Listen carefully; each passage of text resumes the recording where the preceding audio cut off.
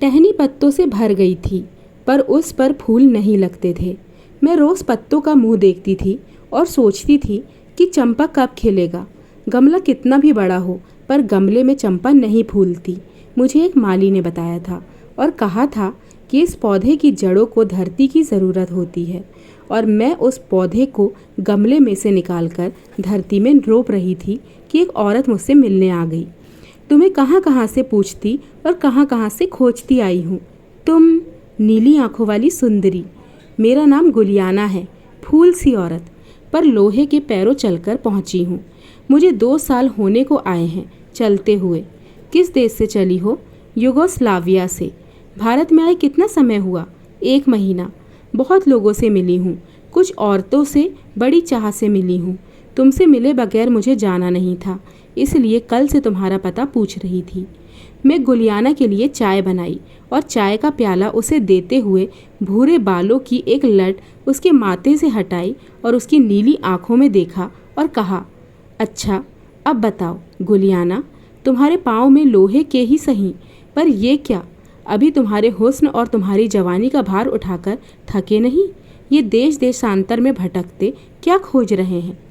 गुलियाना ने लंबी सांस लेकर मुस्कुरा दिया। जब किसी की हंसी में एक विश्वास घुला हुआ हो, उस समय उसकी आंखों में जो चमक उतर आती है, मैंने वह चमक गुलियाना की आंखों में देखी। मैंने अभी तक लिखा कुछ नहीं, पर लिखना बहुत कुछ चाहती हूँ। मगर कुछ भी लिखने से पहले मैं यह दुनिया देखना चाहती हूँ। अभी बहुत दुनिया बाकी पड़ी है जो मैंने देखी नहीं है, इसलिए मैं अभी थकने की नहीं। पहले इटली गई थी, फिर फ्रांस, फिर ईरान और जापान। पीछे कोई तुम्हारी बाट देखता होगा। मेरी माँ मेरी बाट देख रही है। उसे जब तुम्हारा खत मिलता होगा तब कितनी चहक उठती होगी। वह मेरे हर खत को मेरा आखिरी खत समझ लेती हैं।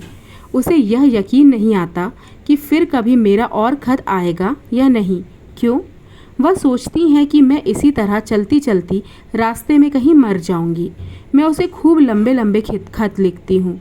आँखें तो वह खो बैठी हैं, पर मेरे खत किसी से पढ़वा लेती हैं। इस तरह वह मेरी आँखों से दुनिया को देखती रहती हैं।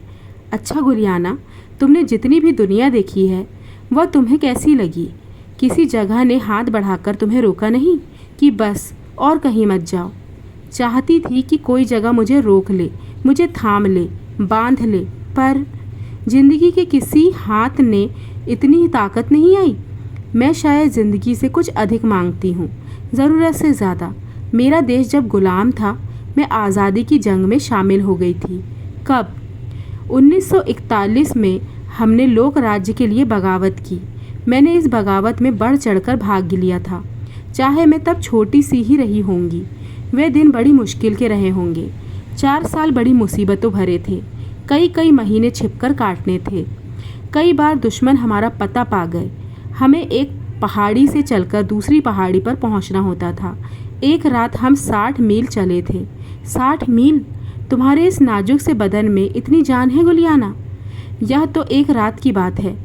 तब हम करीब 300 साथी रहे होंगे, पर सारी उम्र चलने के लिए कितनी जान चाहिए, और वह भी अकेले। गुलियाना, चलो कोई खुशी की बात करें। मुझे कोई गीत सुनाओ। तुमने कभी गीत लिखे हैं गुलियाना?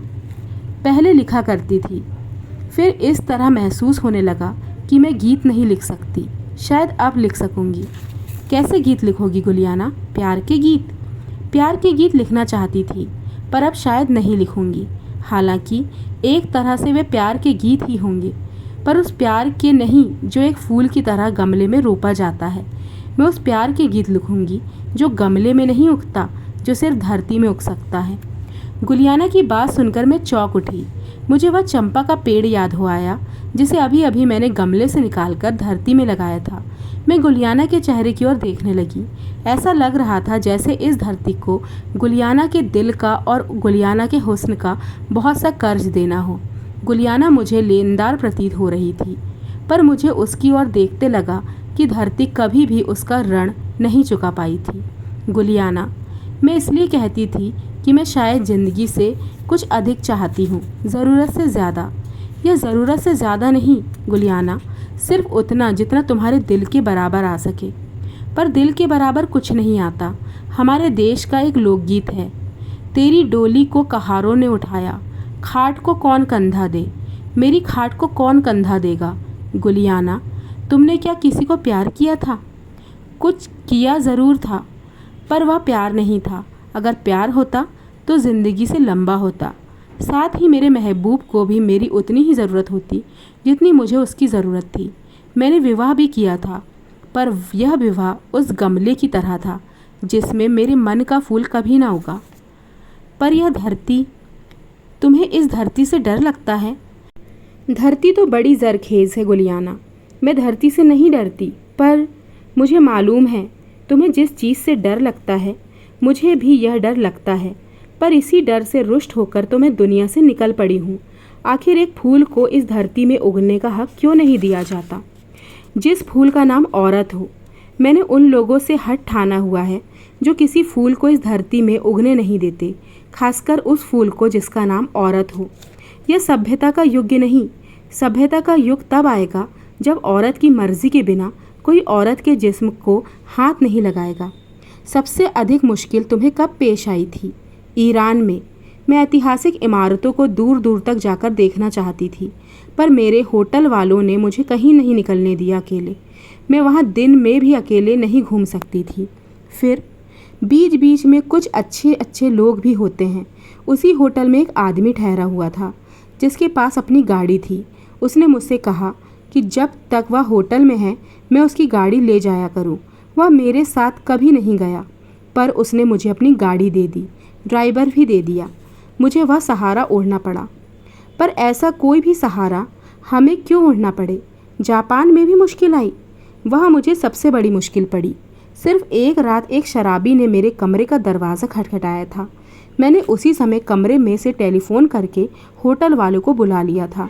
एक बार फ्रांस में जाने क्या हो जाता अगर कहीं जोरों की बरसात न शुरू हो गई होती। मैं एक बगीचे में बैठी हुई थी, सामने कुछ दूरी पर एक पहाड़ था। मैं वहां जाना चाहती थी। दो आदमी काफ़ी देर से मेरा पीछा कर रहे थे। मैं जानती थी कि अगर मैं पहाड़ की किसी निर्जन जगह पर चली गई तो ये आदमी वहां जाकर जाने क्या करें। पर मेरे दिल में गुस्सा खौल रहा था कि मैं इन गुंडों से डरकर पहाड़ पर क्यों ना जाऊं। इसलिए मैं बगीचे में से उठकर उस तरफ चल पड़ी। कुछ दूर गई कि जोरों से बरसात होने लगी। मुझे अपने होटल में लौटना पड़ा। पर यह सब गलत है। मैं यही सोचती हुई चलती जाती हूँ कि आखिर यह सब अभी तक इतना गलत क्यों बना हुआ है, जब मनुष्य अपने को इतना सभ्य और इतना उन्नत मानने लगा है। तुम अपने गुजारे के लिए क्या करती हो गुल? छोटे छोटे सफ़रनामे लिखती हूँ, छपने के लिए अपने देश में भेज देती हूँ। कुछ पैसे मिल जाते हैं, कुछ अनुवाद करके भी कमा लेती हूँ। मुझे फ्रेंच अच्छी आती है। मैं फ्रेंच की पुस्तकों का अपनी भाषा में अनुवाद करती हूँ। वापस जाकर मैं एक बड़ा सफ़रनामा लिखूँगी, शायद गीत भी लिखूँ। आजकल जब मैं सोती हूँ तो एक गीत मेरे दिल में मंडराने लगता है, पर जब मैं जागती हूँ तो मैं उसे खोज नहीं पाती। अच्छा गुलियाना, और बातें छोड़ो, मुझे उस गीत की बात सुनाओ। मैंने गीत कहा, गीत की बात कही है। बात ही तो मुझे अभी तक मालूम नहीं। मैं वह बात खोज रही हूँ जिसमें से गीत उगते हैं। बिना बात के ही दो पंक्तियाँ जोड़ी हैं, इससे आगे नहीं जुड़ती। बात के बिना भला गीत कैसे जुड़ेगा? गुलियाने ने कहा और एक टूटे हुए गीत की तरह मेरी ओर देखा। फिर गुलियाना ने गीत की दो पंक्तियाँ सुनाई। आज किसने आसमान का जादू तोड़ा, आज किसने तारों का गुच्छा उतारा और चाबियों के गुच्छे की तरह बांधा, मेरी कमरे से चाबियों को बांधा। और गुलियाना ने अपनी कमर की ओर संकेत कर मुझसे कहा, यहाँ चाबियों के गुच्छे की तरह मुझे कई बार तारे बंधे हुए महसूस होते हैं। मैं गुलियाना के चेहरे की ओर देखने लगी।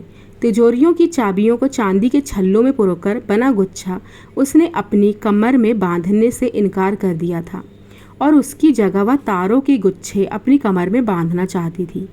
गुलियाना के चेहरे की ओर देखती हुई मैं सोचने लगी कि इस धरती पर वे घर कब बनेंगे जिनके दरवाजे तारों की चाबियों से खुलते हों।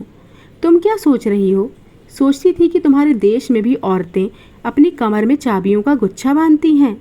हमारी माँ दादियाँ अपनी कमर में चाबियाँ बांधा करती थी। चाबियों से घर का ख्याल आता है और घर से औरत के आदिम सपने का। देखो, इस सपने को खोजती खोजती मैं कहाँ पहुँच गई हूँ। अब मैं अपने गीतों को यह सपना अमानत दे जाऊँगी। धरती के सर तुम्हारे कर्ज की ओर बढ़ जाएगा। कर्ज की बात सुनकर गुलियाना हंसने लगी।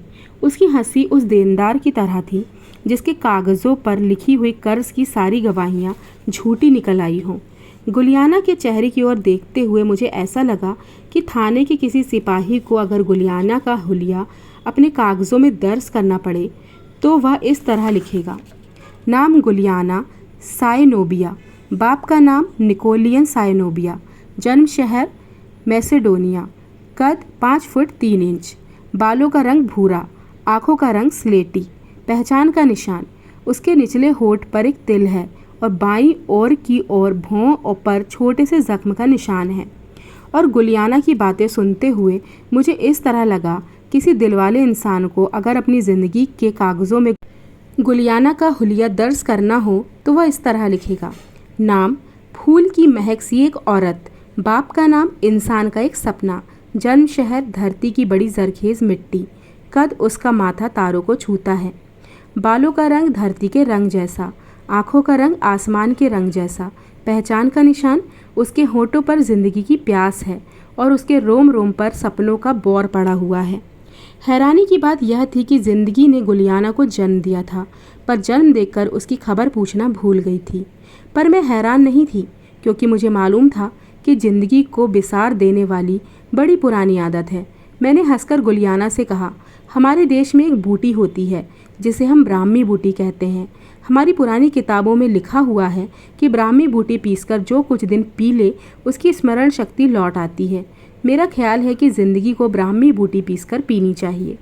गुलियाना हंस पड़ी और कहने लगी, जब तुम कोई प्यारा गीत लिखती हो या कोई भी जब कोई बड़ा प्यारा लिखता है तो वह जंगल में से ब्राह्मी बूटी की पत्तियां ही तोड़ रहा होता है।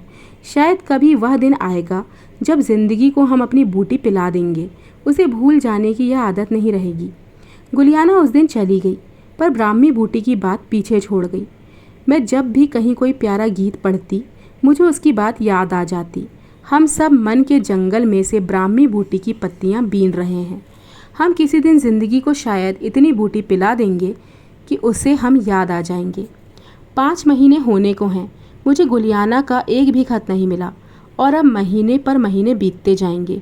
गुलियाना का खत कभी नहीं आएगा, क्योंकि आज के अखबार में यह खबर छपी हुई है कि 2 देशों की सीमा पर कुछ फौजियों ने एक परदेसी औरत को खेतों में घेर लिया। औरत को बड़ी चिंताजनक हालत में अस्पताल पहुंचाया गया। अस्पताल में पहुंचते ही उसकी मौत हो गई। उसका पासपोर्ट और उसके कागज़ आग में जली हुई हालत में मिले। औरत का कद 5 फुट 3 इंच है।